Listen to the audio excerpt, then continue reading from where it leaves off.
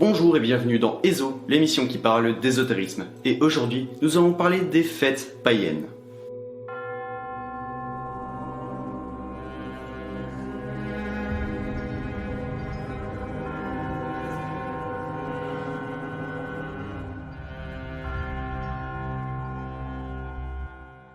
Halloween, Noël, la Chandeleur et j'en passe. Tout le monde connaît ces fêtes. Beaucoup pensent qu'elles sont apparues avec l'arrivée du christianisme. Pourtant, il n'en est rien. C'étaient des fêtes dites païennes à la base, des sabbats. Oui, les sabbats ne sont pas que des fêtes démoniaques. Des fêtes pratiquées par les Celtes que les chrétiens ont substituées, pour la plupart, pour mettre fin aux anciennes croyances et éradiquer la culture de la magie. Pour que les sorciers, mages, druides, etc.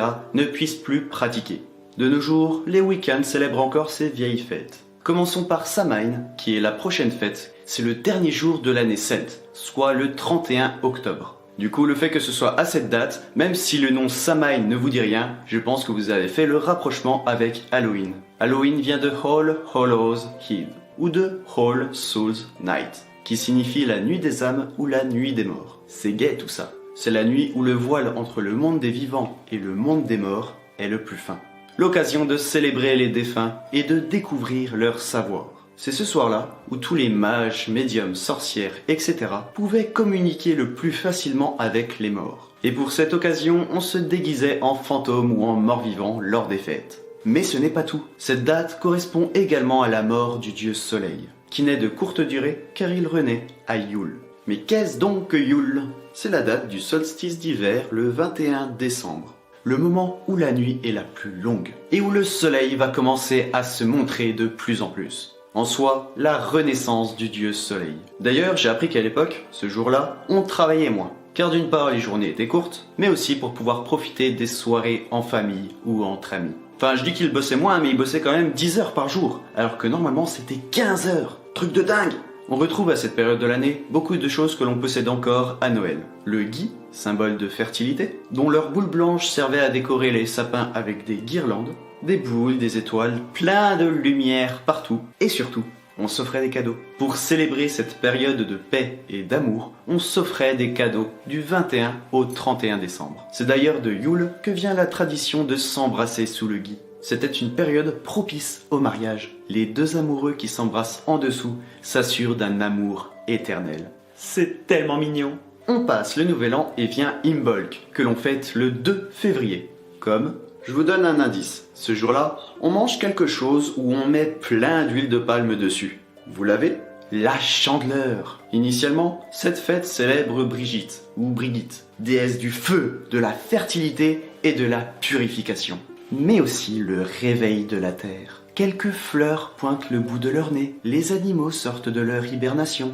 Bref, le printemps approche. La tradition veut qu'on fasse un grand ménage dans ses affaires, dans sa vie, une grande purification. C'est de là que vient le nettoyage de printemps. Le printemps, 21 mars, nous y voilà. Le jour où la nuit et le jour s'équilibrent. Le dieu soleil gagne en puissance. Les champs commencent à fleurir et on célèbre l'ancienne divinité germanique de la fertilité, Ostara, d'où le nom de cette fête. Pour l'occasion, prêtres et prêtresses sortaient cloches et clochettes pour les faire tinter le plus fort possible, pour que la nature se réveille. La tradition voulait que des enfants décorent des œufs et les enfouissent sous terre. Une offrande pour Mère Nature. Ce n'est pas sans rappeler la tradition de Pâques qui se célèbre la première pleine lune après cette fête justement. Au suivant, Beltane ou Belten ou encore la nuit de Walpurgis. Une ancienne fête druidique que l'on célèbre le 1er mai ainsi que la nuit précédente. À cette époque, on célébrait par le feu l'union de la déesse et de son mâle,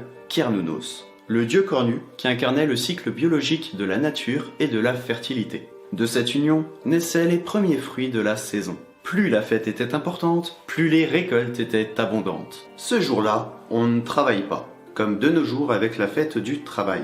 On fête les unions, les couples tressaient des couronnes de fleurs pour se les offrir. La veille, on célèbre le petit peuple, fées, gnomes, elfes, etc. Le voile qui nous sépare de leur monde est tellement fin qu'on peut même les voir sans être expérimentés en ésotérisme. Les expérimentés pratiquent des rituels pour rentrer en contact avec eux. Ah, et ce jour-là, on honore les dieux par le sexe. Alors au prochain Beltane, on se rejoint tous et on fait une bonne grosse orgie en leur honneur. Ensuite, l'Ita, pour le 21 juin, qui est donc le solstice d'été, le jour le plus long de l'année et qui est devenu la fête de la Saint-Jean. Les plantes sont gorgées d'énergie ce jour-là. C'est pour cela qu'à ce moment, toutes les sorcières, mages et druides vont cueillir leurs plantes pour l'année à venir. Pour cela, ils utilisent une boline, une sorte de houx avec un manche blanc. Ce jour-là, on célèbre la victoire de la lumière, on fête des mariages Wiccan, et c'est le meilleur jour pour fabriquer nos baguettes. Et ce n'est pas aussi simple que dans Harry Potter où on a juste à aller dans une boutique. Ah non, là on doit couper nous-mêmes la branche, d'un bouleau par exemple. Et si on trouve une branche tombée de l'arbre ce jour-là, alors c'est encore mieux, car c'est signe que la déesse nous protège. Et ça marche aussi pour les baguettes de sourcier. Lughnasadh. Il ne faut pas prononcer le G. Un nom bien compliqué, c'est sûrement pour cela qu'on l'appelle aussi Lammas. Lughnasadh, en rapport avec le dieu soleil Lugh, à qui les druides rendent honneur le 1er août. Le peuple fête les premières récoltes de l'année. Au petit matin, ils utilisaient une petite quantité de blé récolté pour en faire du pain. La première miche était offerte à la déesse de la fertilité pour que les prochaines récoltes soient abondantes. Ce jour-là, les druides effectuent des rituels contre les forces du mal. C'est aussi le jour où les sorts sont les plus puissants. Et enfin, dernière célébration, le 21 septembre, Mabon. Mabon est un sabbat que l'on ne fête pas à proprement dit, comme les autres fêtes de l'année. Elle symbolise la fin des récoltes. On consacre la journée à remercier la déesse, à la méditation et au rééquilibrage des énergies. Le dieu cornu est affaibli, on s'approche de la fin, qui se passe à Samhain. La boucle est bouclée.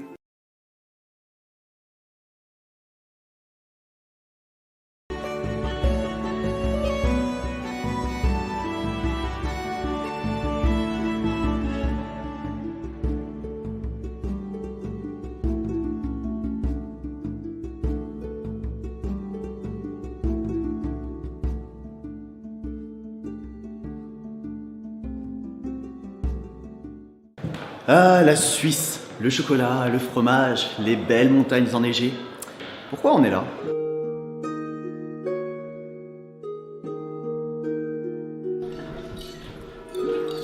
Je vous emmène dans un petit voyage ésotérique, dans un petit marché, le marché de Yule.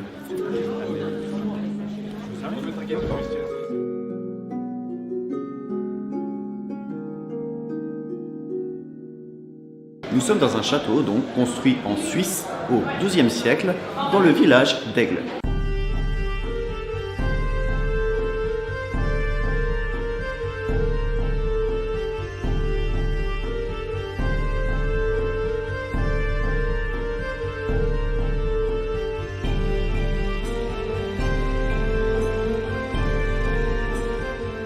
Depuis quelques décennies, ce château fait office de musée du vin.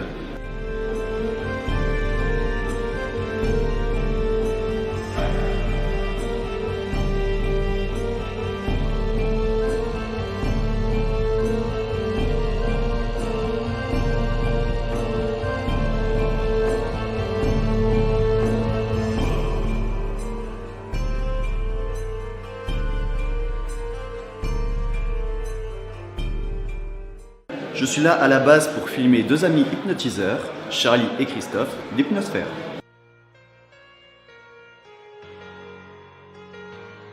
Et plus ces mains se rapprochent, plus vous vous sentez détendu, apaisé, de mieux en mieux, de plus en plus. Enfin, vous connaissez la blague du Belge? Non. C'est l'histoire du Belge. Alors ça c'est l'os moustique, il vous dérange de plus en plus, de mieux en mieux. Mais Ah, c'est le moustique, il vient et hop là il vous a piqué. Ah, ça bête. je crois totalement te détendre pour lâcher le temps pour te laisser aller. Je sens qui dort en maintenant. Est-ce que vous pouvez compter sur ses doigts? C'est peut-être moi qui est pas normal. 3, 5, 6. Ok. Mais voyons un peu ce que ce marché donne.